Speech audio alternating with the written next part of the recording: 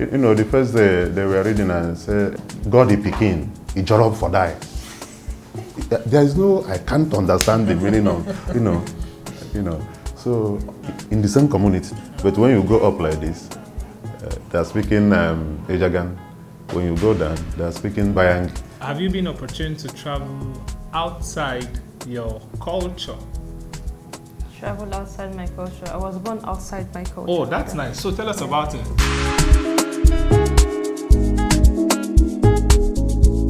The bishop called me in his usual way. One day after my CS, I saw his missed call. I called back and they asked me, I told him, in my heart. He said, no, you will no longer go there. You will be going to Manfe. But, it was like, I almost cried because of the so many terrible stories we have had about the place. There was no road to the place, that you had to stay from the border to Manfe, because I was posted to Manfe in Cameroon, Diocese of Manfe. So from the border to that place is about 1 hour something in a normal tarred road. Before then, it was not tarred. And we had that you stay on that road 1 week to get to that month. So, and the news of how they don't usually go to church, how you will be begging them, how there's no money there to do anything, and so on and so forth. All these things. But particularly, the greatest was the challenge of the terrain, the bad road we had to. But as God may have it, when we got there, we never knew the African Development Bank and the World Bank, I think, had already started building the road. Okay, I was born in Nasarawa State, under Karo local government. There's a place they call Maraba. People from different tribes, and everybody is like, mind your business, go in and close your gates. But it was nice, as in contrary to what I hear about the North. When people start talking about the North and things they think about, I was born there, I grew up there, and I think I have a different view. When a woman is getting married, she goes with her properties to her husband's house. In Igbo land, it's not done that way. Yeah, if you're not prepared, then you're not prepared. Okay. Yeah. All right, thank you. So, Father, what is it so striking about their way of behavior there in Cameroon that was so you eventually had to like? In terms of their liturgy, during the singing, their conductors used to dance very well. They would be dancing.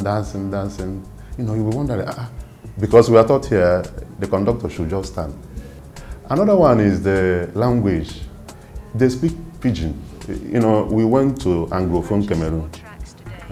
They speak Pidgin, but their own Pidgin is different from the one spoken here.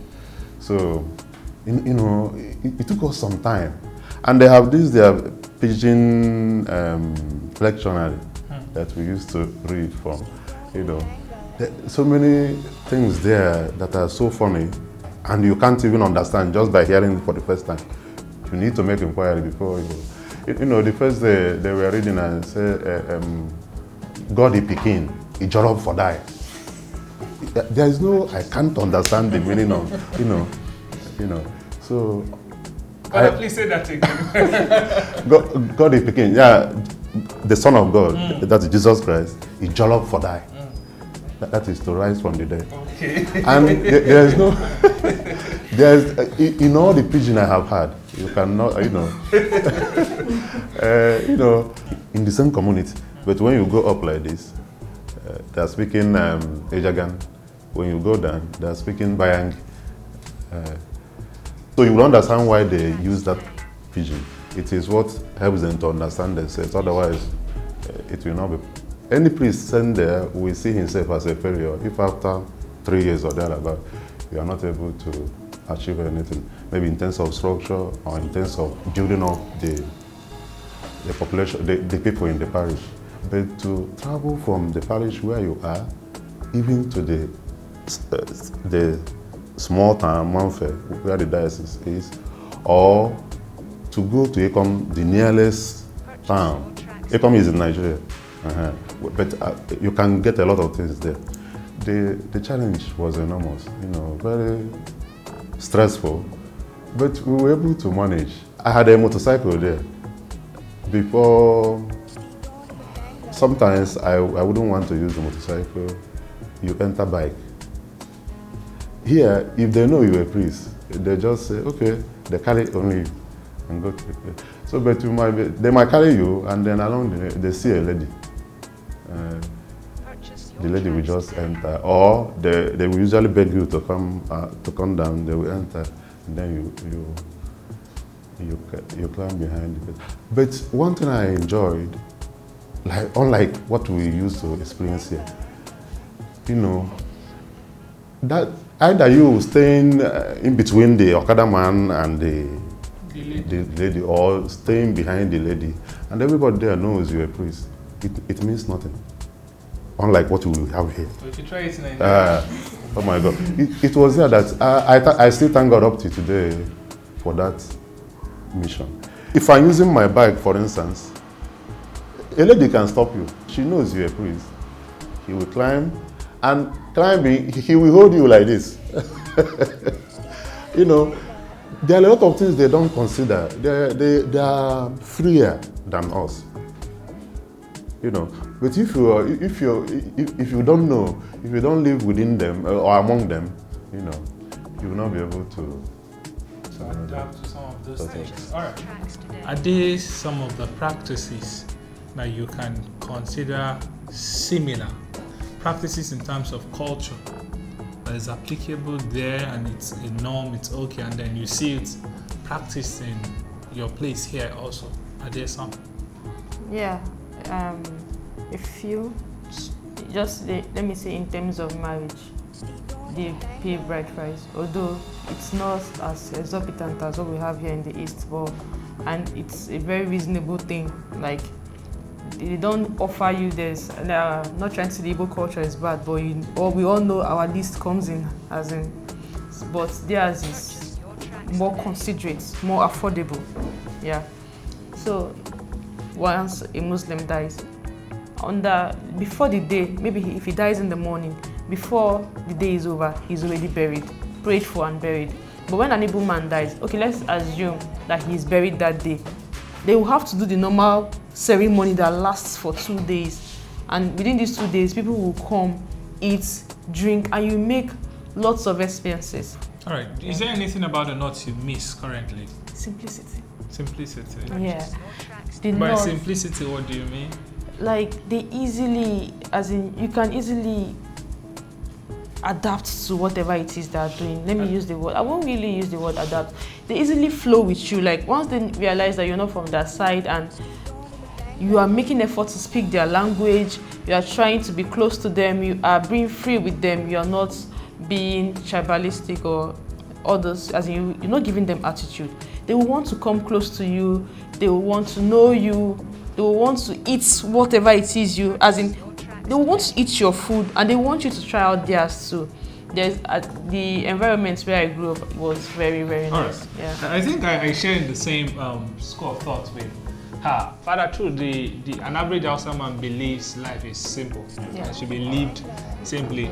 An average Hausa man could be drunk under the influence of toxic substances, run to the road, a car smash him.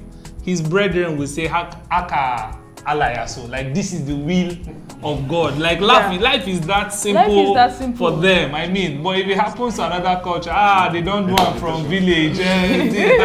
So you can get to see some of. I think it's actually true how that they live their life as simple. And I shared in the last example she gave. I went to a Koka the last time to buy some food stuff.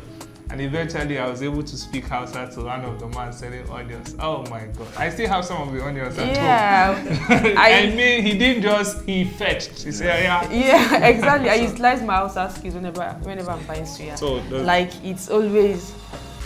Do we call that theft or something? No, it's not calling theft. All right, that's nice. So Father, if you were to bring a cultural practice from Cameroon and make it practicable in Nigeria, what cultural practice would that be? Okay. Their way of burial too is not as exorbitant as our own. They also live very simple life. There is not this craze of building a duplex and my own must build. more beautiful than this one, this one. They are, you know, very, very simple people. You see some build their houses with wood, some just small, they are okay. You know, because here, a lot of people are struggling too much. It's good to make effort anyway, but the way some of us make it, you know, make that effort is sometimes you end up with one sickness, one misfortune or the other, trying to please this one, achieve this one and that one. But these people are just very simple. They go to their farms, they go for their business. Anyone they have, you know, it is okay for them. Another one I must say is they easily want to help. So when they see you on the road, it doesn't matter whether you're a priest or not, they want to help you. They are not so careful in dressing. They can be so carefree. There, only the women tie their head tie, their scarf. Then the young girls, you just enter the church the way you like, your hair open, or your head open like that. Then you can wear trousers, you can wear, you know, just very free. And you know, when these trousers, even some can wear even the one they used to, you know, they are supposed to be sleeping with, or the one they are supposed to be going for sports with.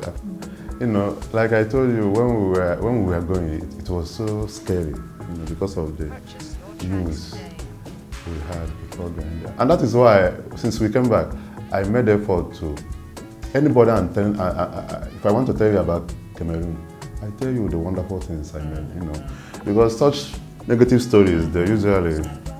So if Adasis is to send another person there now, I'm sure he will not have all that type of misconceptions that can easily lead you to make mistakes.